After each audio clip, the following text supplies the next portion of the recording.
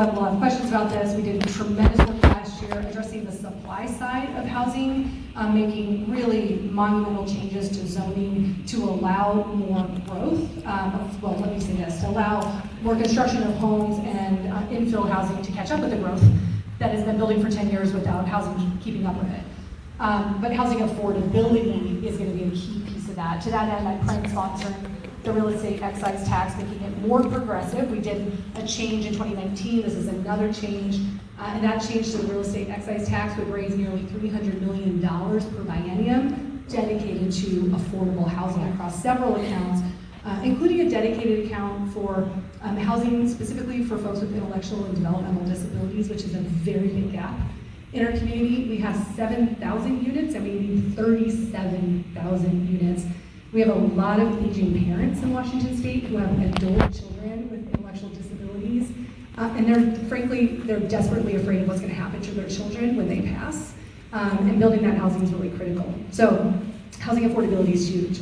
Second, I've got two bills from last year that I'm really trying to get across the finish line. One is making a clergy and other religious leaders mandated reporters of child abuse and neglect, including sexual abuse.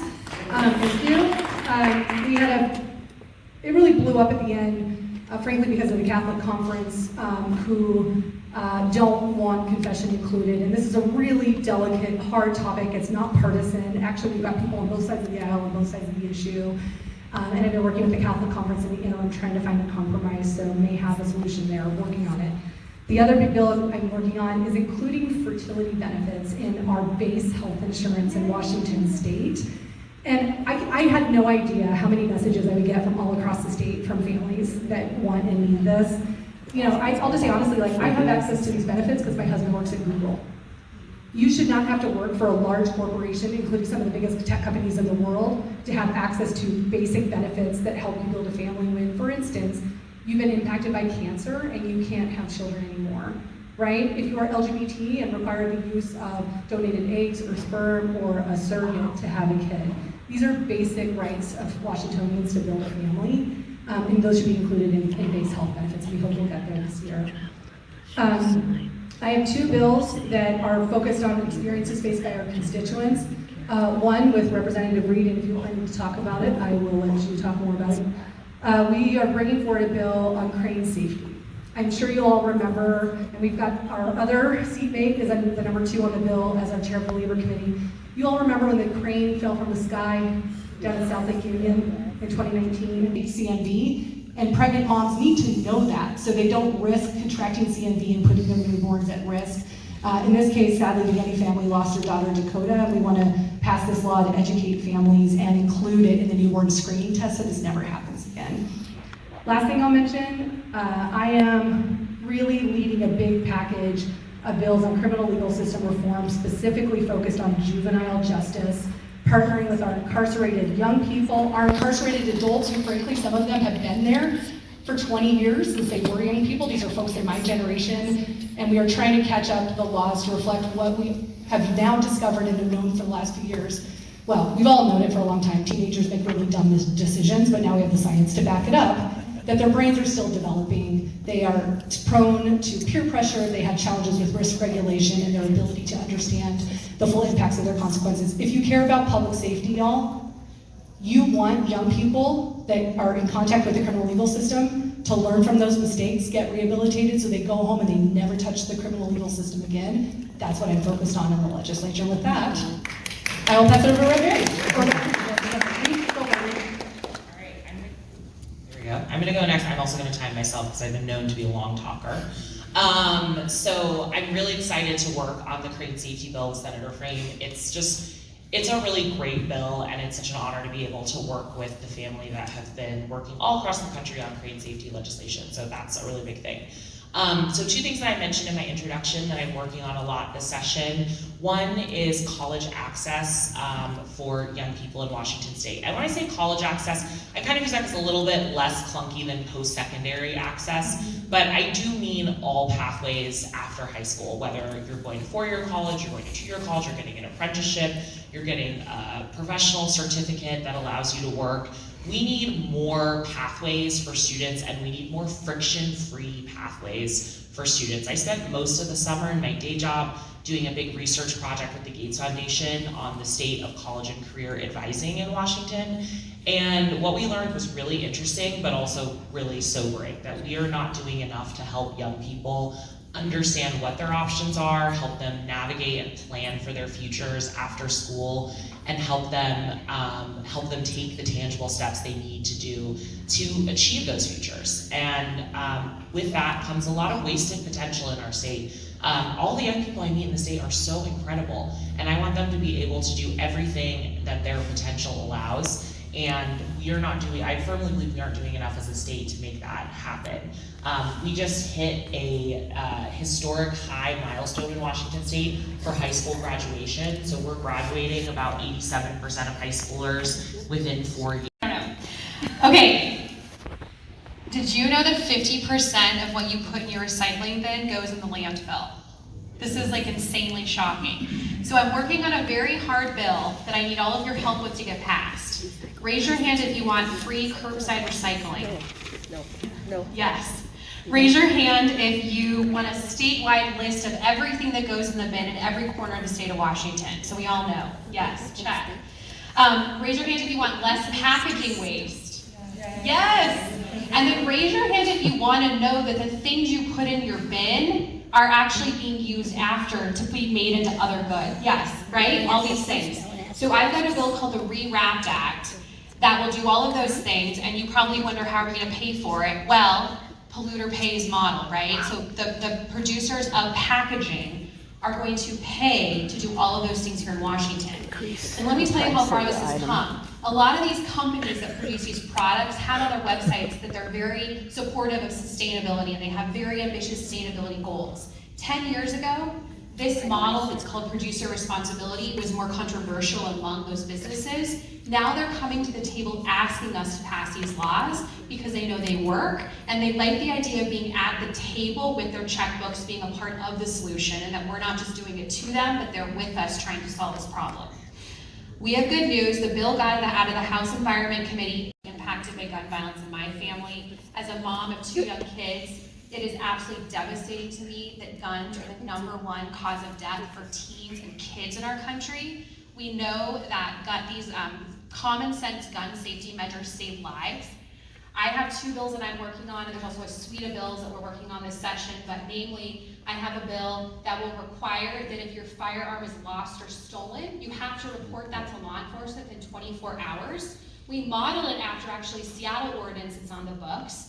And I'm really pleased to tell you that it passed out of the Judiciary Committee yesterday with 1 Republican vote. It is a bipartisan bill, a bipartisan gun bill that I am so proud of. We've also got a bill that will require, bill number 1903. I've got a bill 1902 that will require a permit to purchase a firearm valued for 5 years in the state of Washington. The reason that this is important is because it will require our extensive background check system that we already have in place, but will also require that folks go in person to law enforcement and get fingerprinted. And the reason that that's key is because it cuts down on straw purchasing, which is when folks go in to buy guns for other people that are not themselves. So states that have these laws on the books and have had them on the books for 20 or more years, like Connecticut, have seen a decrease in gun violence. States like Missouri that have repealed their permit to purchase laws have seen an increase in gun violence. If we, Washington State, had this law on the books, we would have 1,205 less gun deaths over the last 10 years. I think that that is an effort well worth it if we can save 1 life. And then we've also got another bill on a dealer accountability code of conduct. So making sure that dealers are holding firm and making sure that they're not, making sure that guns are not getting in the hands of folks that shouldn't have them, because they really are at the front lines of the process. And we have a bill that outlines more clear reasons for what that looks like for when they do that, when they use that system.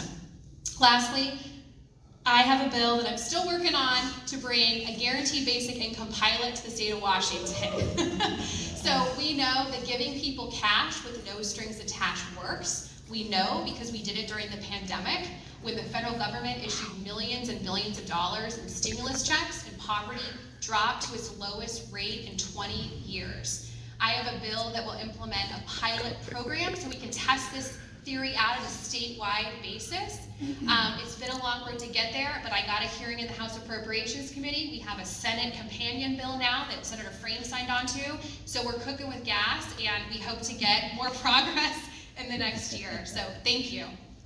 And I think we'll just kind of continue to rotate.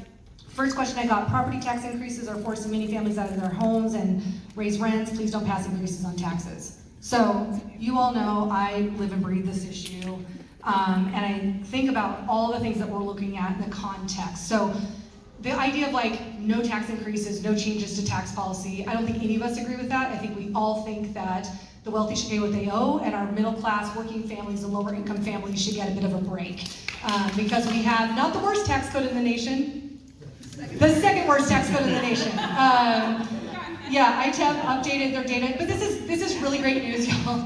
Because we passed the capital gains tax and the working families tax credit together, we closed the gap between our lowest income families and our highest income families by 2 points. So rather than that gap being 6 times, it's 4 times. And I know that that is still a lot, which is why the work continues, but folks, we are making progress. On property taxes specifically, I want to be really honest. The 1% growth limit lid that has been in place for many years was the result of a Tim Eyman initiative. I do not support it. Our local governments can't provide the services their constituents need with that artificial cap that does not account for inflation, population growth, etc.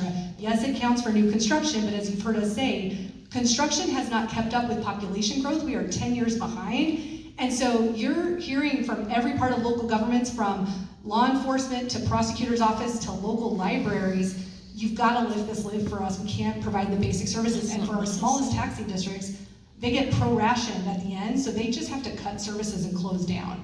That's not what any of us want, but I want you all to know I'm working really diligently with our sponsors that are looking at this to be responsive to all of you and really a lot of our constituents, especially our older residents who have been here for a long time and have seen their assessed values of their homes soar, and that's great. That's great for folks that own property. They're going to have that assessed value, but they want to stay in their homes.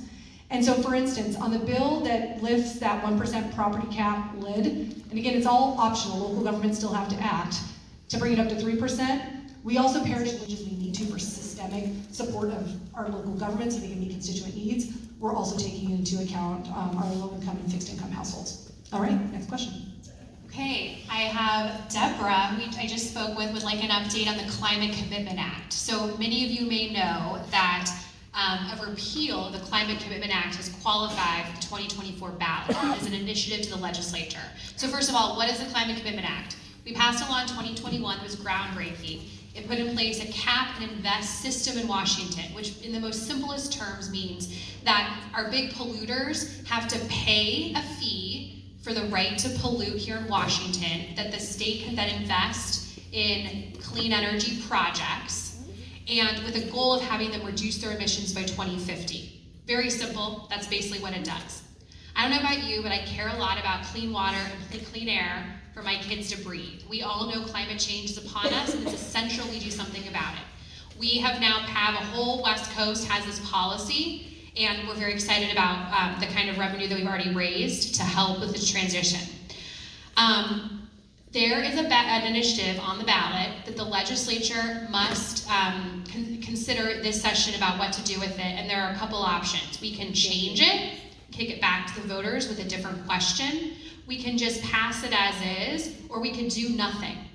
We're trying to figure out still what to do with those 3 options, but I want you to know that from polling that we've seen, it's gonna be really tight. And what we're gonna need is everyone to show up and vote, and for everyone to talk to their friends and neighbors about the importance of what this law does and the greater significance to it for our state, our region, and our world. The proponents of the bill are tying it to high gas prices.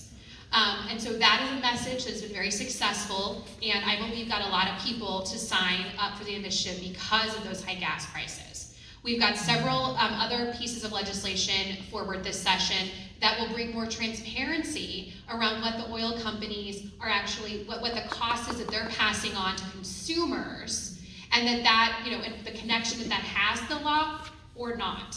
right? So that's something we're working on as well.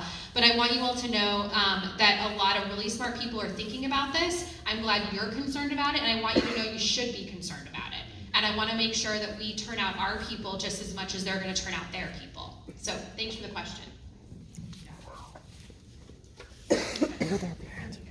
Plus one to what Liz said, I think if you care about reliable ferry service, if you care about growing electric vehicle charging, if you care about electric school buses, all of that goes away if we don't have the Climate Commitment Act, if the polluters in our state are not paying their fair share for what they are doing to our state.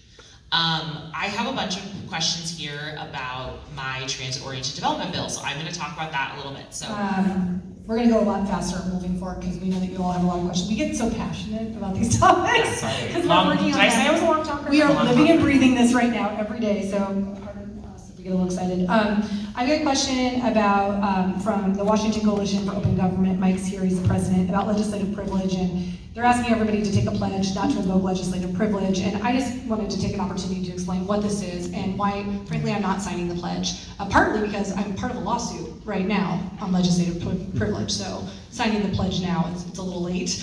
Legislative privilege is, frankly, just the ability for us as members to talk to our staff and talk to each other and deliberate without every word that comes out of our mouth being subject to scrutiny and being taken out of context and weaponized, like we're just trying to do our jobs. And a great example, and this is where I invoked legislative privilege last year, super complicated bill that frankly, I felt like I was asking some really dumb questions to staff. And I just wanted to talk to the nonpartisan staff about, what this meant. And about an amendment I was thinking about offering, and I didn't ultimately offer it. The amendment I did offer absolutely was posted, public, completely available, but this allowed me just to have a conversation with our staff and give with other colleagues. The minute outside interests get involved, lobbyists, et cetera, of course that's all subject to it. But the court has established at this point we do have legislative privilege. It is being deliberated in the court process, and if that is overturned and the court says I didn't have the privilege of going and having an in-person meeting with my staff, everything was by email, chat, sometimes phone calls and Teams messages, and to me, I feel like this is a bit of a modernization of our legislative process too that takes that into account. So totally happy to answer questions. Mike and I already talked about this, if folks have other questions about it, but that's why I'm involved in the lawsuit, and I think it's frankly a bit of a protecting of the institution, the ability for us to do our jobs on your behalf without every word being weaponized against us. Thank you. Question from Reed. Where's Reed? Okay, I thought it was you. On traffic safety. So questions about affordable housing. Julia's talked about TOD. The question is because there's 7 proposals considering more housing, but it's not affordable. What are you doing on affordable housing, essentially? I will say, as admittedly, much of the bills of last year were focused on the zoning changes and did not focus on affordability specifically, except for the fact that we know more supply will help ultimately bring down costs, but that's a longer term piece of this. And it's not that we weren't trying for affordability last year, it's just our bills were not successful.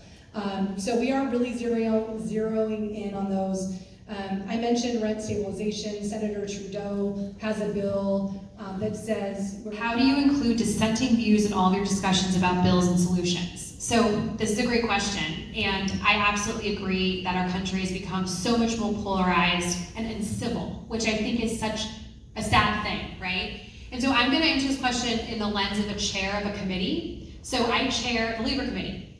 It can be very contentious between business interests and labor interests, right? And I think the number one thing that I try to lead with is always listening to both sides.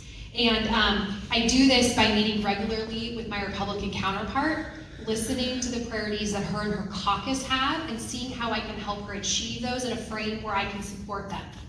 I also hold weekly business meetings with the business community and the labor community every week. And I listen, what are the things that they're concerned about? What is in the way for them to be successful? What is something they're looking for to achieve in a positive way? And what can I do to help them, with that goal? I think also listening to our counterparts on the other side of the aisle when they have ways of improving, they have ideas for improving bills. And I can't imagine how difficult it could be serving in the minority party. You know, and I want to lead with that empathy and understand what that feels like, and that they want to be heard just as much because they represent people as well in their communities, and they want to go back and tell them how they've achieved wins for them in that way.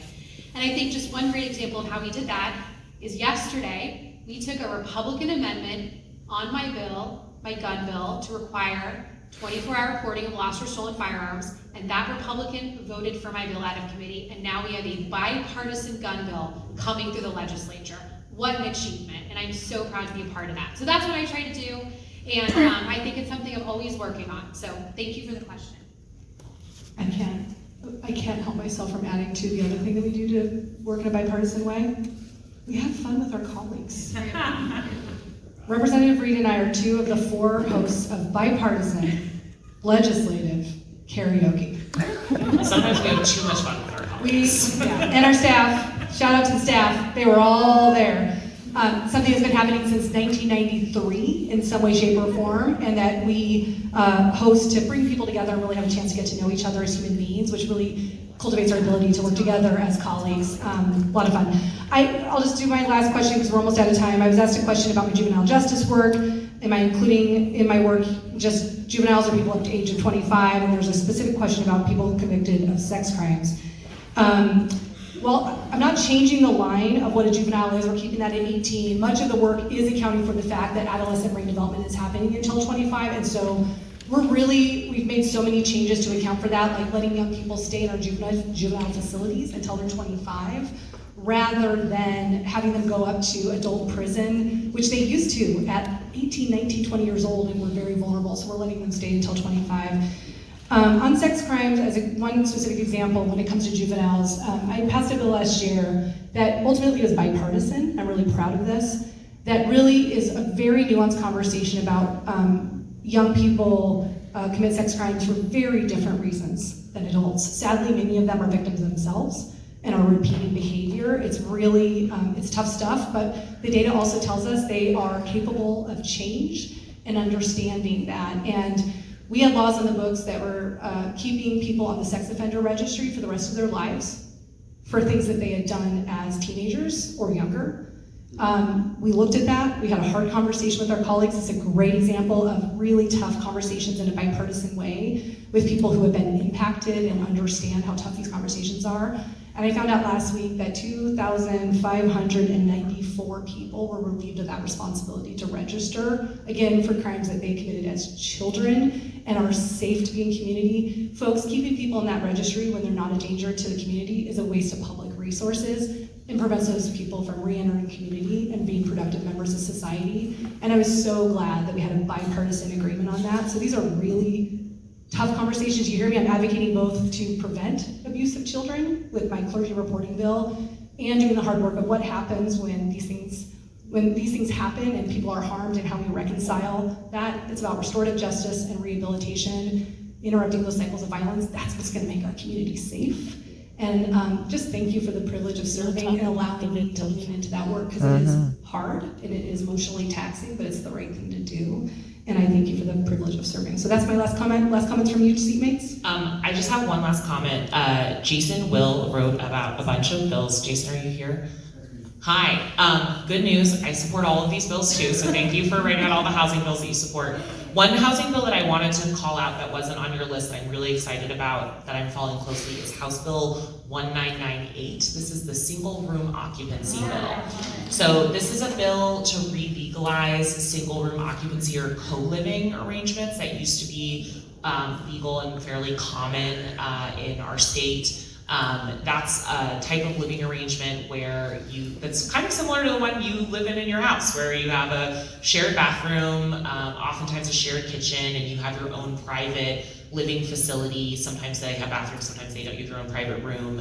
I think these have huge potential, not just for growing co-living environments for seniors. A lot of the folks who've been supporting this bill have been doing tours in senior co-living facilities where people want to live in community but also want to have privacy and affordability kind of all together. But I also think they have a lot of potential for office conversions. We have a lot, as you know, in Seattle, a lot of commercial office space that is vacant. Some of it is coming back. My company just opened our first office down in Pioneer Square, so we're like helping with the downtown revolution. But not all of it is gonna come back in the same way. And I would love to see those spaces converted to better community uses. It's very expensive to convert an office building to regular apartment housing where you have a lot of different units and each unit has its own kitchen and its own bathroom because of all of the plumbing that has to be shifted because the buildings were not designed that way. So I'm really excited about the potential of passing this bill and seeing the impact potentially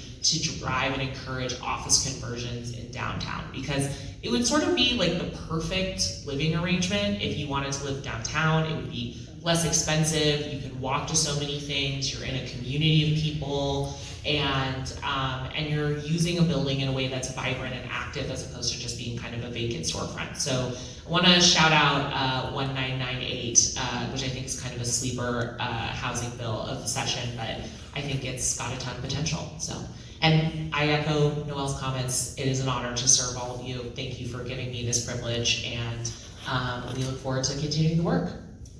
We just want to close with reminding you, sure.